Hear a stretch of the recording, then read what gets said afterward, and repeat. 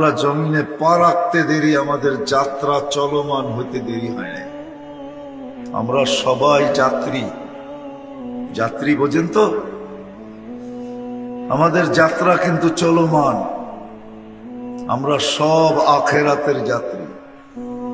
যার কাছ থেকে আসছি তার কাছে ফিরে যাব।